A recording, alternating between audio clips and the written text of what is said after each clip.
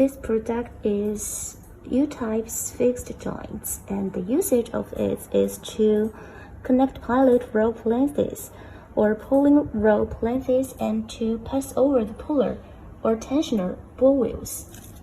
And the weight of it is only 0.22 kilograms. Here, its models. It means the rated load is 30 kilonewton. The length of this SLU3 is 76 millimeters and the width is 37 millimeters.